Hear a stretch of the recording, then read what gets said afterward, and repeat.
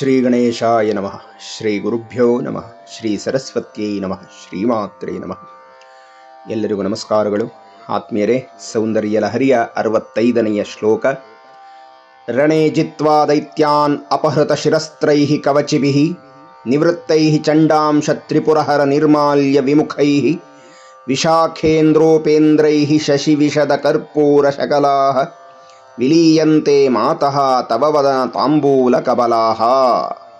ಹೇ ಜಗಜ್ಜನನಿಯೇ, ದೇವತೆಗಳು ಯುದ್ಧದಲ್ಲಿ ರಾಕ್ಷಸರನ್ನ ಗೆದ್ದು ಶಿರಸ್ತ್ರಾಣಗಳನ್ನು ಕೆಳಗಿಟ್ಟು ಕೇವಲ ಕವಚದೊಂದಿಗೆ ಹಿಂತಿರುಗಿ ಈ ಷಣ್ಮುಖ, ದೇವರಾಜ, ಉಪೇಂದ್ರ ಇವರೆಲ್ಲರೂ ಚಂಡಿಕೇಶ್ವರನಿಗೆ ಮೀಸಲಾದ ಶಿವನ ನೈರ್ಮಾಲ್ಯವನ್ನು ಸೇವಿಸಲು ಇಷ್ಟಪಡದೆ ನಿನ್ನ ಬಾಯಿನಲ್ಲಿರಬಹುದಾದ ಕರ್ಪೂರ ಚೂರ್ಣಗಳುಳ್ಳ ತಾಂಬೂಲವನ್ನು ಸ್ವೀಕರಿಸಬೇಕು ಅಂತ ಭಕ್ತಿಯಿಂದ ಬಂದರು ಅಂತ ಈ ಶ್ಲೋಕದಲ್ಲಿ ಶ್ರೀ ಶ್ರೀ ಶಂಕರ ಭಗವತ್ಪಾದರು ಅಮ್ಮನವರ ತಾಂಬೂಲದ ಮಹತ್ವವನ್ನು ವರ್ಣನೆಯನ್ನು ಮಾಡಿದ್ದಾರೆ. ಆತ್ಮೀಯರೇ, ಈ ಶ್ಲೋಕದ ಅರ್ಥವನ್ನು ತಿಳಿಯುವ ಮುನ್ನ ಒಂದು ಪುಟ್ಟ ಹಿನ್ನೆಲೆ ತಿಳಿಯಬೇಕಾಗತ್ತೆ.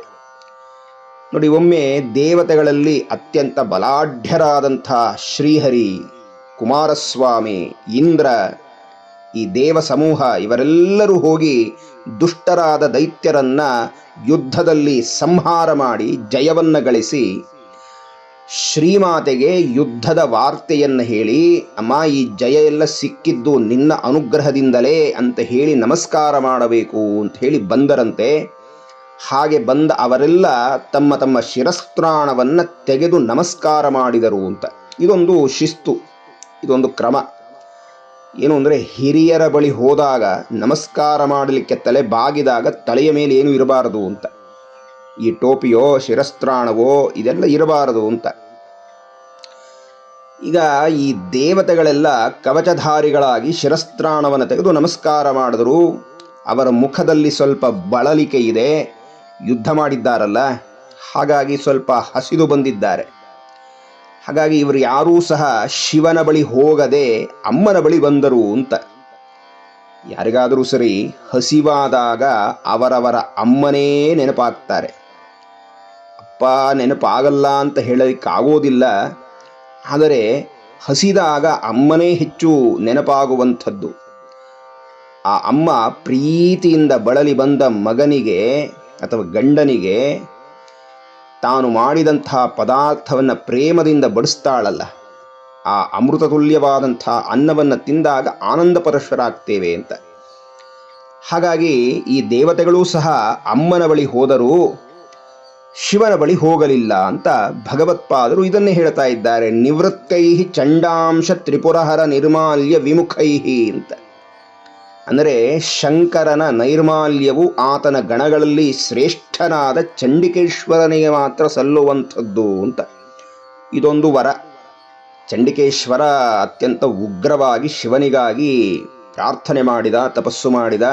ಶಿವ ಪ್ರತ್ಯಕ್ಷನಾಗಿ ಅವನಿಗೊಂದು ವರವನ್ನು ಕೊಟ್ಟ, ಇನ್ನು ಮೇಲೆ ನನ್ನ ನೈರ್ಮಾಲ್ಯದ ಅಧಿಕಾರವೆಲ್ಲ ನಿನ್ನದು ಅಂತ ಹೇಳಿದ. ಆಗ ದೇವತೆಗಳು ಕೇಳಿದರಂತೆ, ದೇವ, ನೀನು ಹೀಗೆ ಹೇಳಿಬಿಟ್ರೆ ನಮ್ಮ ಗತಿ ಏನು?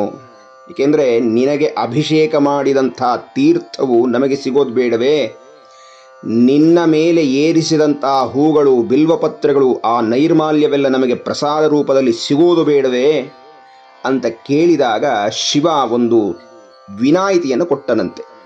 ಏನು ಅಂದರೆ, ಜ್ಯೋತಿರ್ಲಿಂಗಗಳಲ್ಲಿ, ಸ್ವಯಂಭೂ ಕ್ಷೇತ್ರಗಳಲ್ಲಿ ಋಷಿ ನಿರ್ಮಾಣ ಮಾಡಿದಂಥ ಲಿಂಗಗಳ ಆ ನೈರ್ಮಾಲ್ಯವನ್ನು ಅಥವಾ ಆ ತೀರ್ಥವನ್ನು ನೀವು ಸ್ವೀಕರಿಸಬಹುದು, ಚಂಡಿಕೇಶ್ವರನ ಆಜ್ಞೆ ಇಲ್ಲದೆ ಅಂತ ಹೇಳಿದ ಅಂತ. ಆದರೆ ಅದನ್ನು ಹೊರತಾದಂಥ ಉಳಿದ ಎಲ್ಲ ಶಿವಕ್ಷೇತ್ರಗಳಲ್ಲಿ ನಾವು ಏನೇ ಪ್ರಸಾದವನ್ನು ಅಲ್ಲಿಂದ ನೈರ್ಮಾಲ್ಯ ರೂಪದಲ್ಲಿ ತಂದರೂ ಚಂಡಿಕೇಶ್ವರನಿಗೆ ಒಪ್ಪಿಸಿ ನಾವು ತರಬೇಕು ಅನ್ನುವುದು ಒಂದು ನಿಯಮ ಇದೆ. ಈ ಕಾರಣದಿಂದ ದೇವತೆಗಳೆಲ್ಲ ಬಂದವರು ಶಿವನ ಬಳಿ ಹೋಗಲಿಲ್ಲ. ಯಾಕೆಂದರೆ ಈಗಾಗಲೇ ಹೇಳಿದಂತೆ ಅವನ ನೈರ್ಮಾಲ್ಯದ ಅಧಿಕಾರ ಇರೋದು ಚಂಡಿಕೇಶ್ವರನಿಗೆ ಅಂತ. ಹೀಗೆ ಬಾಲಭಾವದಿಂದ ಬಂದಂಥ ದೇವತೆಗಳು ಅನ್ನಪೂರ್ಣೇಶ್ವರಿ ರೂಪಳಾದ ಶ್ರೀಮಾತೆಯ ಬಳಿಗೆ ಬಂದರೂ ಅವರ ಆ ಬಳಲಿಕೆ, ಅವರಿಗೆ ಆಗುತ್ತಿರುವ ಹಸುವನ್ನು ಅರ್ಥ ಮಾಡಿಕೊಂಡಂಥ ಆ ಜಗನ್ಮಾತೆ ಜಗಜ್ಜನನಿ ತಾನು ಬಾಯಿನಲ್ಲಿ ಹಾಕಿಕೊಂಡಂತಹ ಅತ್ಯಂತ ಸುಗಂಧಭರಿತವಾದ ತಾಂಬೂಲವನ್ನು ಅವರಿಗೆ ಪ್ರಸಾದ ರೂಪದಿಂದ ಕೊಟ್ಟಳಂತೆ.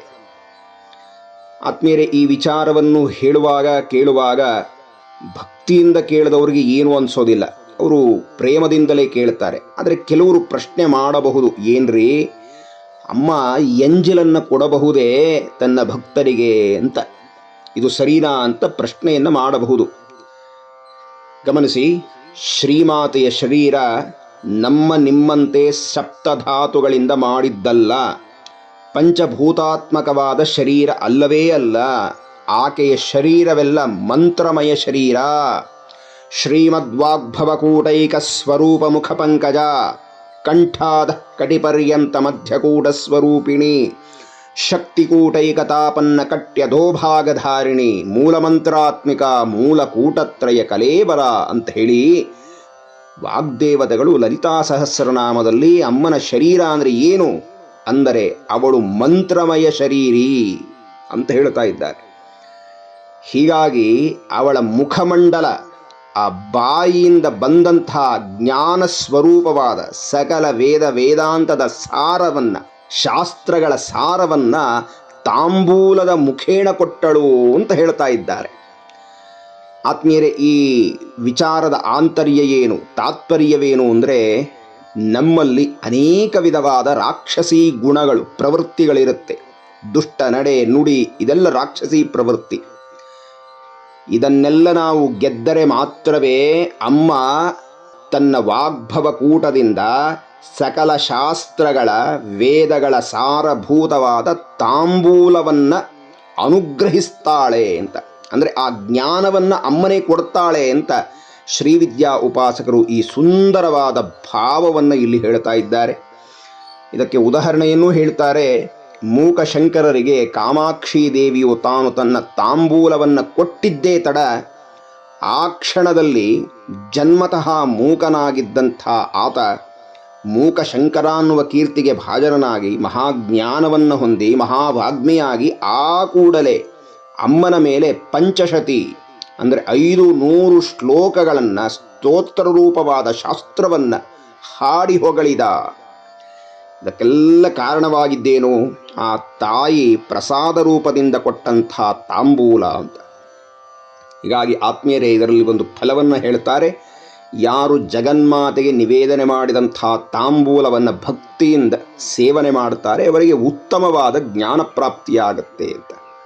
ಇನ್ನು ಈ ಶ್ಲೋಕದ ಮಹತ್ವವನ್ನು ಲಲಿತಾ ಸಹಸ್ರನಾಮದಲ್ಲಿ ಕರ್ಪೂರ ವೀಟಿಕಾಮೋದ ಸಮಾಕರ್ಷ ದಿಗಂತರ ಅನ್ನುವ ನಾಮದಲ್ಲಿ ನೋಡಬಹುದು ಅಂತ.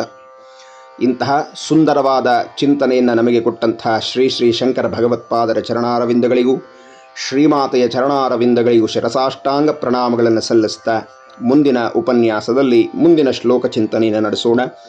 ಎಲ್ಲರಿಗೂ ವಂದನೆಗಳು. ನಮಸ್ಕಾರ.